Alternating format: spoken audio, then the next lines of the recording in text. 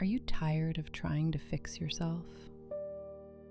Like there's always another flaw to smooth over, another imperfection to hide, another product that promises to make you better.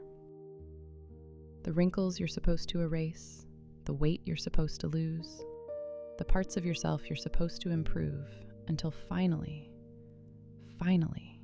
you're enough. But what if you were never broken to begin with? Wabi-Sabi, beauty in imperfection. It's a Japanese aesthetic philosophy, one that's become very popular lately. People talk about wabi-sabi as if it's permission to embrace your quirks, to love your messy hair or your crooked smile. And that's part of it, but the real meaning goes much deeper than that. Because wabi didn't always mean what people think it means.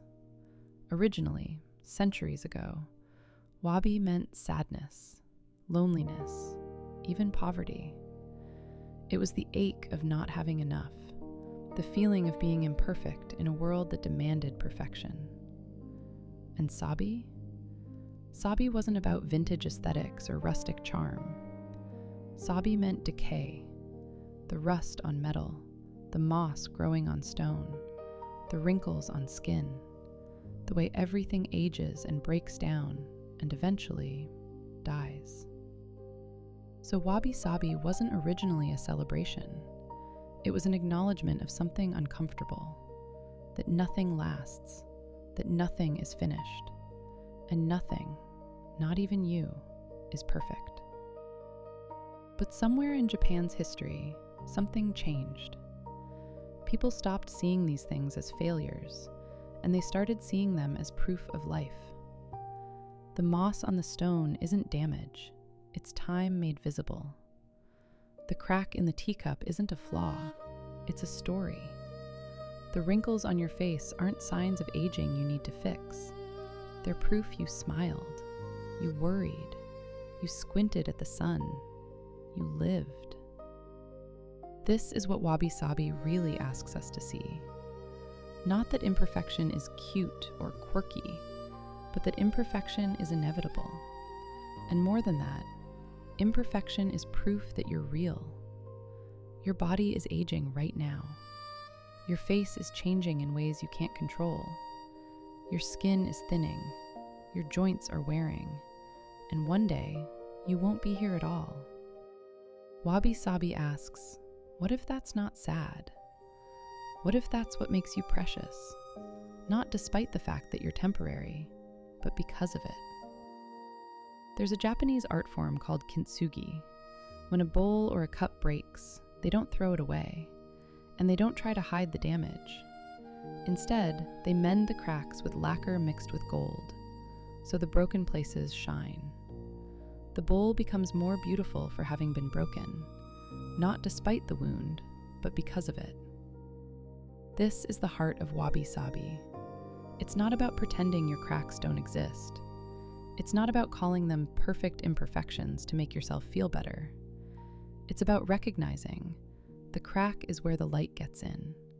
The wound is where the gold goes. You are not a project that needs to be completed. You are not a problem that needs to be solved. The rough edges, the worn places, the parts of you that feel broken or unfinished, they're not mistakes. They're proof that you've been here, that you've tried things, that you've fallen and gotten back up, that you've loved and lost and kept going anyway. Wabi-sabi whispers, what if you stopped trying to be perfect? What if you stopped hiding the parts of yourself that show you've lived? What if the thing you've been trying to fix was never broken at all? The world will tell you to smooth yourself down, to hide your age, to cover your scars, to optimize and improve and become something more polished. But wabi-sabi says, the rough texture is what makes you real. The impermanence is what makes you precious. And the fact that you won't last forever is exactly why you matter right now. Before you go back to the mirror, before you reach for the next product or routine or fix, take one breath. Look at your hands. Really look at them. See the lines, the scars, the places where time has left its mark. Those aren't flaws. They're proof you've been here. And that is beautiful. Wabi-Sabi, beauty in imperfection. You were never broken. You were always whole.